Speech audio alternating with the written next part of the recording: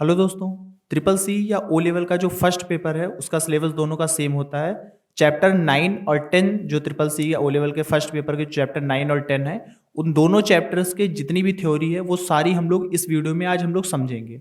Chapter 9 और 10 से जो भी क्वेश्चन होते हैं वो क्वेश्चन आपको रटने नहीं होते, उसमें कुछ भी याद करने वाली चीज़ें नहीं होती हैं, सारी चीज़ें आपकी समझने वाली होती हैं। तो आपको थ्योरी पे बहुत अच्छे से फोकस करना है 9 और 10 की। अगर आप ये थ्योरी समझ जाएंगे 9 और 10 दोनों चैप्टर्स की, तो इसके सारे ही क्वेश्चन आप बहुत ही आसानी से कर पाएंगे। स्टार्ट करते हैं आज की वीडियो। बहुत ही ध्यान से आप समझिएगा, दोनों चैप्टर की जितनी भी थ्योरी है अगर आप अच्छे से समझ जाते हैं तो जितने भी क्वेश्चंस होंगे सारे आप बहुत अच्छे से कर पाएंगे।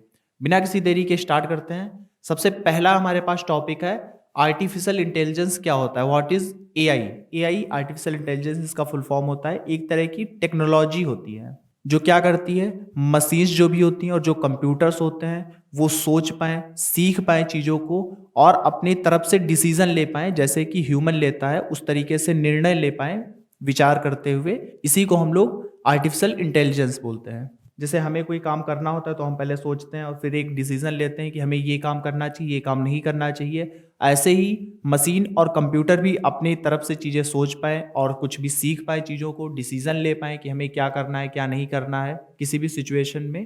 तो यही हमारा क्या बोला जाएगा उस टाइम पर, आर्टिफिशियल इंटेलिजेंस बोला जाएगा। जैसे कि एग्जांपल में वॉइस असिस्टेंट हो गए आपके, आप उनसे कहते कि ये काम कर दो, वॉइस मतलब बोलते हुए आप कहते हो ये काम कर दो, तो आपके फ़ोन के अंदर कंप्यूटर के अंदर वो काम वो करके आपको दे देता है। जैसे कि एलेक्सा ऐसे हो गए, सीरी हो गया। तो ये आपके कहने की मदद से वो चीज़ें सोच करके कि कैसे वो काम करना है वो खुद से वो सोच लेते हैं और वो काम आपको करके दे देंगे। जैसे आपने एलेक्सा आपके अगर फ़ोन में डाउनलोड है, आप उससे कहेंगे ओपन गूगल, तो वो खुद ही समझ जाएगा कि हमें इस तरफ जाना है, वहाँ हमें गूगल एप्लीकेशन मिलेगी, उसको ओपन करना है और फिर यूज़र से बता देना है कि हमने गूगल को ओपन कर दिया। सेल्फ ड्राइविंग कार्स हो गई। अगर आप कार के साथ एक कंप्यूटर सिस्टम आप जोड़ दें और उसके अंदर आर्टिफिशियल इंटेलिजेंस को इनेबल कर दें, इस टेक्नोलॉजी को डाल दें, तो क्या करेगा, खुद ही कैमरा लगे होते हैं कार के ऊपर, वो कार कैमरे से डिटेक्ट करेगी चीज़ों को और आसपास की चीज़ों को देखते हुए आसपास जो ऑब्जेक्ट होंगे, जो लोग होंगे, जो चीज़ें रखी होंगी, उनसे बचते हुए अपनी स्पीड को मेंटेन करते हुए ब्रेक वगैरह लगा लेगी खुद से। कार के अंदर सेल्फ ड्राइविंग मोड में वो चली जाएगी और खुद से ही आप बस बताएंगे कि हमें यहाँ से यहाँ जाना है और आपको वहाँ तक पहुँचा देगी। कई सारे हमारे चैटबॉट्स हो गए। चैटबॉट्स होते हैं जहाँ पर आप बातचीत कर पाते हैं। आप तो बात कर रहे होते हैं एक तरीके से, इंसान की तरफ से आप बात कर रहे होते हैं, लेकिन दूसरी तरफ से वहाँ पर आर्टिफिशियल इंटेलिजेंस आपसे बात करता है। जो आप बात करते हैं वो सोचता है, उन चीज़ों से सीखता है और आपको उसके आंसर भी देता है। तो यही सारी चीज़ें हमारी क्या होती हैं, आर्टिफिशियल इंटेलिजेंस के अंदर आती हैं। थोड़ी सी हिस्ट्री की अगर हम लोग बात करें कि आर्टिफिशियल इंटेलिजेंस की हिस्ट्री क्या रही, तो 1950 के टाइम पर एआई जो कॉन्सेप्ट है उसको स्टार्ट किया गया था। किसकी तरफ से, तो नेम आपको याद रखना है, एलन ट्यूरिंग की तरफ से। एलन ट्यूरिंग का ही ये आइडिया था, ये कॉन्सेप्ट इन्होंने ही बनाया था 1950 के टाइम पर। फिर धीरे धीरे 60 से 70 के बीच में एआई की कुछ छोटी छोटी एप्लीकेशंस आने लगी, कुछ छोटे छोटे प्रोग्राम्स वगैरह बनाए जाने लगे। 1980 और 90 के टाइम पर एआई जो थी वो और ज़्यादा इंप्रूव हो गई और ज़्यादा बेहतर काम करने लगी। इसमें मशीन लर्निंग और जोड़ दी गई, जहाँ से जो एआई थी अलग अलग मशीन के ऊपर एआई जो टेक्नोलॉजी है उसको इनेबल किया गया और वो क्या करती थी, अलग अलग डेटा को वहाँ से इकट्ठा करती थी मशीन की मदद से और उसको एनालाइज करती थी और वो खुद को और बेहतर बनाती थी ताकि वो और सही से डिसीजन ले पाए और अच्छे से आपके काम कर पाए। 2000 से लेकर के और अभी तक की हम लोग देख रहे हैं एआई का कई जगह पर यूज किया जाने लगा है। जैसे हेल्थ केयर वगैरह में हो गया, फाइनेंस में हो गया, एंटरटेनमेंट में, इन सब में काफी ज्यादा एआई का यूज किया जाने लगा है। हेल्थ केयर में आप देखते हैं दवाइयाँ कौन सी लेनी चाहिए, सर्जरी वगैरह में भी एआई का यूज किया जाने लगा है। फाइनेंस में हम लोग एआई का भी यूज करते हैं, जैसे कि स्टॉक के ट्रेंड को समझना, ट्रेंड को पकड़ना, तो ये सारे काम हम लोग एआई की मदद से ही करने लगे हैं। एंटरटेनमेंट में भी एआई का बहुत ज़्यादा यूज़ होने लगा है। तो ये कुछ हिस्ट्री रही हमारी आर्टिफिशियल इंटेलिजेंस की। अगर सिंपल हम लोग चीज़ें समझें तो ये सही है। नेक्स्ट है use of artificial intelligence. AI का हम लोग यूज़ कहाँ कहाँ पर करते हैं, तो आप ऑटोमेशन में इसका यूज़ करते हैं। ऑटोमेशन क्या होता है, ऑटोमेटिक जहाँ पर चीज़ें काम करें। जैसे कुछ ऐसे काम होते हैं जिनको बार बार आपको करना होता है, जैसे कस्टमर की क्वेरी वगैरह हो गई, बार बार कॉल की आपके पास आती है कि भैया ये काम है, दूसरे किसी ने कॉल किया उसने भी वही काम के लिए आपसे कहा, तो सबको सेम चीज़ें हमें आंसर में देनी है। तो इस काम के लिए हम लोग एआई को वहाँ पर लगा सकते हैं और वो क्या करेगा, वो जितनी भी क्वेरीज आएंगी, जो भी कॉल करके पूछेगा कुछ भी उस चीज़ों से रिलेटेड, वो सारी वो बार बार लोगों को बताता रहेगा, तो आपका काम वहाँ पर नहीं होगा। हेल्थ केयर वगैरह में जैसे हमने बताया आप बहुत ज़्यादा यूज़ करते हैं इसका, बीमारियों को पकड़ने के लिए कि क्या बीमारी उसमें है। अगर हम खुद से वो करने बैठेंगे तो काफ़ी टाइम उनको लगता है चीज़ों को मॉनिटर करने में, देखने में। लेकिन मशीन की मदद से, आर्टिफिशियल इंटेलिजेंस की मदद से वो समझ सकते हैं जल्दी से कि इनको कौन-सी बीमारी है और कौन-सा इनको ट्रीटमेंट देना चाहिए, वो भी सजेस्ट हो जाता है। फाइनेंस वगैरह में जैसे हम इसका बहुत ज़्यादा यूज़ करते हैं, स्टॉक मार्केट के ट्रेंड को समझने के लिए, फ्रॉड रोकने के लिए हम लोग एआई का यूज़ करते हैं। इस घरों के अंदर हम लोग एआई भी यूज़ करते हैं, जैसे कि लाइट्स वगैरह हो गई, जैसे ही कोई घर के अंदर एंटर करता है लाइट ऑन हो जाती है, कोई रूम में एंटर करेगा लाइट ऑन हो जाएगी। सिक्योरिटी इससे काफ़ी ज़्यादा बढ़ गई है, तो ये भी हमारा आर्टिफिशियल इंटेलिजेंस का ही वर्क एग्जाम्पल है, या यही हमारे एआई के यूजेस होते हैं। नेक्स्ट टॉपिक है हमारे पास cyber security. What is cyber security? Cyber security क्या है? एक तरीका है जिसकी मदद से हम लोग क्या करते हैं, अपने जो कंप्यूटर्स होते हैं उनको प्रोटेक्ट कर सकते हैं, नेटवर्क वगैरह को प्रोटेक्ट कर सकते हैं, जिससे कि क्या है, कोई डेटा वगैरह हमारा चोरी ना कर सके, डैमेज ना कर सके, और जिसको हम जानते नहीं, कोई ऐसा बंदा कोई एक्सेस ना पा सके हमारे कंप्यूटर या लैपटॉप। बाहर के लोगों से अपने चीज़ों को बचाना, कंप्यूटर लैपटॉप वगैरह को बचाना, ऑनलाइन फ्रॉड को रोकना, ये सब हमारा साइबर सिक्योरिटी के अंदर आता है। साइबर सिक्योरिटी की मदद से ही हम लोग सुनिश्चित करते हैं कि जो हमारी पर्सनल इन्फॉर्मेशन है या बिजनेस की कुछ इन्फॉर्मेशन है वो सेफ रहे, वो हैक ना हो पाए, कोई भी वायरस वगैरह उसमें ना आ पाए, कोई भी साइबर अटैक ना हो पाए। ये सारी चीज़ें हमारी साइबर सिक्योरिटी के ही अंदर आती हैं। कई बड़ी-बड़ी कंपनियाँ हैं जहाँ पे वो साइबर एक्सपर्ट को हायर करते हैं ताकि जो कंपनी का डेटा है वो चोरी ना हो पाए, हैक ना हो जाए, कोई बाहर का उसमें एक्सेस ना पा सके जिससे वो कोई उसमें गड़बड़ी ना कर दे। तो इसके लिए साइबर एक्सपर्ट बिठाए जाते हैं। ये सारे काम ही हमारे साइबर सिक्योरिटी में आएँगे। नीड क्यों पड़ती है हमारी साइबर सिक्योरिटी की? क्या ज़रूरत है साइबर सिक्योरिटी को लगाना और कैसे हम लोग डिवाइसेज़ को अपने बचा सकते हैं? तो सबसे पहला इसका यूज़ केस है डेटा चोरी होने से बचाना।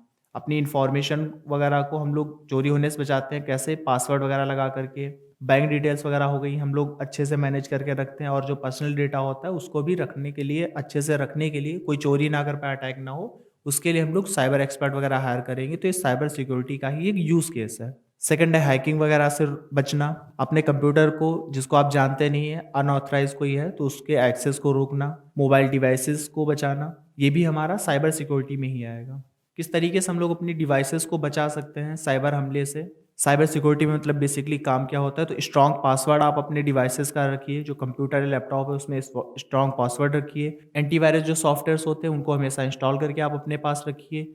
पब्लिक जो वाईफ़ाई होता है, जो सभी के लिए अवेलेबल वाईफ़ाई है, उसको आप अवॉइड करिए, उसको, उससे कनेक्ट होकर के आप अपने काम नहीं करिए। और रेगुलर बेसिस पे अपने फ़ोन और लैपटॉप के सॉफ्टवेयर्स को अपडेट भी करते रहना चाहिए। इससे हम लोग साइबर अटैक और वायरसेस वगैरह से भी बच सकते हैं। अगला सबसे इम्पोर्टेंट टॉपिक है हमारे पास, आईओटी क्या होता है? इंटरनेट ऑफ थिंग्स क्या होती हैं? आईओटी का फुल फॉर्म है इंटरनेट ऑफ थिंग्स। आईओटी क्या है? एक तरीके का हमारा सिस्टम होता है जहाँ पर कई सारे इलेक्ट्रॉनिक जो डिवाइसेस होती हैं आसपास की, वो सारी कनेक्ट होती हैं इंटरनेट की मदद से और एक दूसरे के साथ कम्युनिकेट भी कर रही होती हैं। क्या इसका मतलब हुआ? जैसे कि आपके पास में लैपटॉप है तो एक डिवाइस हो गई, आपके पास फैन लगा हुआ है, कार आपके पास है, वॉच आप पहने हुए हैं, टीवी आपके पास में, तो ये अलग अलग ऑब्जेक्ट हो गए। ये आपस में इंटरनेट की मदद से कनेक्ट हैं। जब भी फ़ोन पे कोई नोटिफिकेशन आती है तो आपको आपकी वॉच में भी वो नोटिफिकेशन दिखाई देती है। क्यों, कैसे दिखाई देती है? तो क्योंकि वॉच और आपका जो लैपटॉप है वो आपस में कनेक्ट है और एक दूसरे से बातचीत भी वो कर पा रहा है, कम्युनिकेशन भी कर पा रहा है। तो यही हमारा आईओटी के अंदर आता है। आईओटी एक तरीके से पूरा सिस्टम होता है जिसके अंदर कई सारी कंप्यूटर डिवाइसेस होती हैं, इलेक्ट्रॉनिक डिवाइसेस होती हैं जो आपस में कनेक्ट होती हैं और डेटा भी एक जगह से दूसरी जगह भेज पा रही होती हैं। इसके पहले जैसे हमने बात की, जैसे ही आप रूम में इंटर करते हैं तो क्या होता है, फैन आपका चलने लगता है, लाइट ऑन हो जाती है, तो उसको कैसे पता चला कि कोई एंटर हुआ है? तो वहाँ पर डिवाइसेस लगी होती हैं जो ट्रैक कर लेती हैं कि यहाँ पर कोई एंटर हुआ है। जो एंटर हुआ है तो वो सबसे पहले डिवाइस वो अपने कंप्यूटर को बताती है, कंप्यूटर फिर ऑर्डर देता है फैन ऑन हो करने के लिए, तो फैन ऑन हो जाता है, लाइट ऑन हो जाती है। तो ये सारी डिवाइसेस आपस में कनेक्ट होती हैं, ये एक सिस्टम बना रही होती है। इसी को हम लोग आईओटी बोलते हैं, इंटरनेट ऑफ थिंग्स बोलते हैं। नेक्स्ट समझते हैं बिग डेटा एनालिटिक्स क्या होता है। बिग डेटा का मतलब है जहाँ पे बहुत बड़ा डेटा हो, बहुत ज़्यादा डेटा हो, जैसे कि इंस्टाग्राम हो गया। इंस्टाग्राम पे इतने सारे यूज़र है तो इन सब का डेटा अगर एक साथ हम देखेंगे तो बहुत ज़्यादा इंफॉर्मेशन हो जाएगी, बहुत ज़्यादा डेटा हो जाएगा। यही हमारा बिग डेटा बोला जाता है। एनालिटिक्स मतलब उस डेटा को समझना, उस पर कुछ काम करना, ये हमारा एनालिटिक्स के अंदर आएगा। तो बिग डेटा रिफर करता है massive amount of data collection को, मतलब बहुत ज़्यादा डेटा कलेक्शन जहाँ पर होता है उसको रिफ़र करता है। जैसे कि कई सारी सोशल मीडिया हमारी हो गई, वेबसाइट्स कई सारी हो गई, कई सारे सेंसर्स होते हैं जो ये सारे काम भी करते हैं। कई सारे सेंसर हो गए जो बहुत ज़्यादा डेटा स्टोर करते हैं और कंप्यूटर में सेव करते हैं। एग्जाम्पल में ऑनलाइन शॉपिंग वेबसाइट्स जितनी सारी होती हैं, आप जैसे ही वहाँ पर जाते हैं शॉपिंग वगैरह करते हैं, जब आप दोबारा कभी वहाँ पर जाएंगे शॉपिंग वगैरह करेंगे तो आपको उस पिछली जो शॉपिंग आपने की है उसी से रिलेटेड वहाँ पर चीज़ें आपको दिखाई देने लगेंगी। तो ये कैसे हुआ? ये बिग डेटा एनालिटिक्स की मदद से हुआ। जैसे कि अमेजॉन आपकी कंपनी हो गई, कितनी बड़ी कंपनी है, कितने लोगों का डेटा उसके ऊपर रहता है और डेली उस पर कुछ चीज़ें अब बिकती हैं, सेल होती हैं, तो वो सारी हिस्ट्री भी उसके पास में मैनेज रहती है। तो ये हमारा बिग डेटा बोला जाएगा और सारी जो मैनेजमेंट उस पर होती है, आप दोबारा जब जाते हैं तो आपको वही चीज़ें वहाँ पर सजेस्ट की जाती हैं। तो जो डेटा आपका सेव था उस पे बहुत ज़्यादा काम किया गया, उसमें से चीज़ें आपकी देखी गई, तभी आपको दोबारा वही चीज़ें आपके सामने दिखाई जाती हैं। तो यही हमारा बिग डेटा एनालिटिक्स आता है। तो ये सारा हमारा बिग डेटा एनालिटिक्स के ही अंदर आता है। नेक्स्ट टॉपिक है cloud computing. What is cloud computing? Cloud computing क्या है? क्लाउड कंप्यूटिंग की मदद से हम लोग क्या करते हैं, अपने डेटा को क्या कर सकते हैं, इंटरनेट के थ्रू हम लोग एक्सेस कर पाते हैं और वहीं पास में सेव कर पाते हैं। जैसे कि गूगल ड्राइव वगैरह हो गया, गूगल ड्राइव की मदद से हम लोग क्या करते हैं, अपना डेटा है उसको ऑनलाइन हम सेव कर देते हैं और कभी भी कहीं से भी हम लोग अपनी ईमेल आईडी की मदद से अपना डेटा सारा वापस से देख लेते हैं। तो ये हमारा क्या होता है, क्लाउड कंप्यूटिंग है। इसी में ड्रॉप बॉक्स भी आपका आता है, ये भी क्लाउड कंप्यूटिंग का काम करता है। वन ड्राइव आपने यूज किया होगा, ये भी एक तरीके से क्लाउड कंप्यूटिंग होता है। AWS आपने सुना होगा, अमेजॉन वेब सर्विसेज, ये भी क्या है, क्लाउड कंप्यूटिंग का काम करती है। ये कंपनी है, जैसे आपने कोई एक वेबसाइट वगैरह बनाई, उस पर बहुत ज़्यादा डेटा आएगा, आप उसको मैनेज नहीं कर पाएंगे, उतना सारा डेटा आप कहाँ पर स्टोर करके रखेंगे, और 24 घंटे आपका लैपटॉप ऑन रहे तभी तो कोई वो वेबसाइट आपकी सर्च कर पाएगा, उस पर कोई काम कर पाएगा। तो आप क्या करेंगे, कोई ऑनलाइन सर्विसेज जैसे कि AWS वगैरह हो गई, इससे आप बात करेंगे और अपनी जो सारा वेबसाइट्स वगैरह है, सारा डेटा है, वो इसको दे देंगे और इसको थोड़े थोड़े रुपए देते रहेंगे हर महीने। वो क्या करेगी, आपका सारा डेटा को मैनेज करेगी। ये भी एक तरीके से क्लाउड स्टोरेज या क्लाउड कंप्यूटिंग में ही आता है। नेक्स्ट टॉपिक है virtual reality, VR। Full form भी आपसे बहुत ज़्यादा पूछी जाती है। VR की फुल फॉर्म क्या होती है, AI की फुल फॉर्म क्या है, IoT की फुल फॉर्म क्या है, ये फुल फॉर्म भी आपसे पूछी जाती है इस चैप्टर से। यही सारे जो क्वेश्चन है बार बार रिपीट हुआ करते हैं, तो आपको थ्योरी बहुत अच्छे से समझ लेनी है, जिससे ये सारे चैप्टर भी आप बहुत अच्छे से समझ पाएंगे। इनके जो भी क्वेश्चन होंगे आप इजिली सारे क्वेश्चन कर पाएंगे। VR क्या है? VR भी एक तरीके से हमारी टेक्नोलॉजी एक होती है जिसकी मदद से हम लोग नकली वातावरण अपने आसपास बनाते हैं। जैसे कि हम खड़े हैं तो चारों तरफ अपने देखते हैं पेड़ पौधे होते हैं, घर वगैरह बने हुए हैं, कुछ काम आज चारों तरफ हो रहा है। तो ये अब असल दुनिया में ना हो करके अगर हम VR वगैरह यूज करेंगे तो आप एक जगह बैठे होंगे तो भी आपको चारों तरफ जैसी चीजें आप चाहते हैं वैसी चीजें आपको दिखाई देने लगेंगी। तो यही हमारा होता है VR, एक तरीके से 3D वर्ल्ड आपके लिए बना के दे देता है। आपने गेमिंग वगैरह की होगी तो गेमिंग में आप देखते हैं कि सारे चारों तरफ आपकी एक वर्ल्ड पूरा बन जाता है, तो भी VR की मदद से होता है। पायलट वगैरह को जब हम लोग ट्रेनिंग देते हैं तो वहां पर भी पहले उनको VR पर यूज किया जाता है। उनको बिठाया जाएगा चेयर पे, एक तरीके से वो प्लेन ही उड़ा रहे होते हैं, वो बैठेंगे एक चेयर पे और उनके आंखों के आगे एक डिवाइस लगाई जाएगी जिसकी मदद से उनको ऐसा दिखेगा कि वो अब टेक ऑफ कर रहे हैं, प्लेन को उड़ा रहे हैं और चारों तरफ वैसा ही माहौल भी है, तो वो अच्छे से वहां पर सीख पाते हैं। मेडिकल सर्जरी में भी VR वगैरह का अब यूज किया जाने लगा है। नेक्स्ट टॉपिक है ब्लॉकचेन टेक्नोलॉजी। क्या होती है? ब्लॉकचेन एक सिक्योर डिजिटल लेजर होता है, एक सिक्योर खाता होता है जो क्या करता है, जो ट्रांजेक्शन होते हैं, जो लेन देन हमारे होते हैं, उनको रिकॉर्ड इस तरीके से करेगा कि उनको बाद में बदला नहीं जा सकता और ना ही उनको हैक किया जा सकता है। तो ये हमारा ब्लॉकचेन के अंदर आता है। तो ये काफ़ी सिक्योर हो जाता है, बहुत ही सुरक्षित हो जाती है वहाँ पर चीज़ें। जैसे बिटकॉइन आपने सुना होगा, तो बिटकॉइन क्या है, एक तरह की क्रिप्टो करेंसी है जो कि ब्लॉकचेन टेक्नोलॉजी पर काम करती है। जब भी आप बिटकॉइन को खरीदेंगे या बेचेंगे तो ये ब्लॉकचेन की मदद से होगा और जो आपका लेन देन है उसमें फिर कोई भी उसमें कुछ चीज़ें बदल नहीं सकता है, ना ही उसको हैक कर सकता है। नेक्स्ट टॉपिक है 3D प्रिंटिंग। 3D प्रिंटिंग भी एक तरीके की हमारी टेक्नोलॉजी जिसकी मदद से हम लोग जो फिजिकल ऑब्जेक्ट होते हैं, मतलब जिनको हम टच कर सकते हैं, छू सकते हैं, पकड़ सकते हैं, उनको डिजिटल तरीके से हम डिजाइन कर पाते हैं। इसका यूज हम लोग मशीन पार्ट वगैरह बनाने में करते हैं, आर्टिफिशियल बॉडी ऑर्गन बनाने में करते हैं। अब तो घर वगैरह भी 3D प्रिंटिंग की ही मदद से बनने लगे हैं। अगर सिंपली इसको समझें तो आपने आइसक्रीम वगैरह खाई होगी, तो आप देखते हैं आइसक्रीम की कोन को लिया जाता है और उसके अंदर क्रीम उसके ऊपर डाली जाती है। तो क्रीम उसके ऊपर डाली जाती है तो गोल गोल करके वो उसके ऊपर एक शेप बन जाती है। तो शेप भी तो एक तरीके से 3D प्रिंटिंग ही वहां पर हो गई कि आपने एक मशीन बनाई, उसके अंदर कुछ मटेरियल डाला, आपने बताया ऐसे ऐसे करके बन जाए, तो वैसे ही वो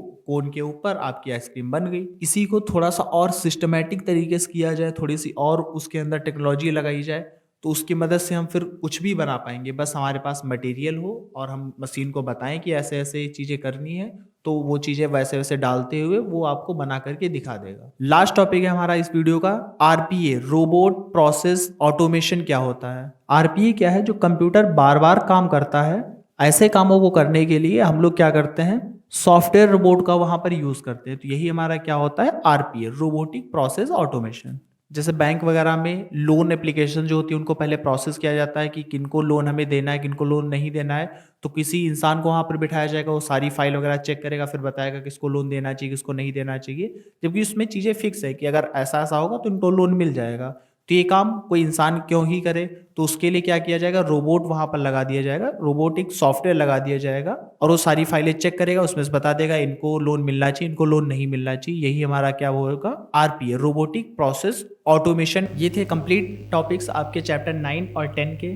ये सारे टॉपिक अगर आप समझ पाएंगे तो इनसे जितने भी क्वेश्चन आपके बनेंगे बहुत अच्छे से, वो सारे क्वेश्चन आप आसानी से कर पाएंगे। इसमें कुछ भी याद करने वाला नहीं है। बस आपको जो भी इसमें डिफिनीशन लिखी गई है, जो हेडिंग है, बस उसको आप अच्छे से समझिए, उस हेडिंग का मतलब क्या है, उसके वर्ड का क्या मतलब है, तो आप उस डिफिनीशन को भी बहुत अच्छे से समझ पाएंगे और सारे क्वेश्चन आसानी से कर पाएंगे। कोई भी अगर आपका सजेशन है, कोई भी अगर आपकी क्वेरी है या किसी और भी टॉपिक पर अगर आप वीडियो चाहते हैं तो आप हमें बता सकते हैं। मिलते हैं अगली वीडियो में। Thank you.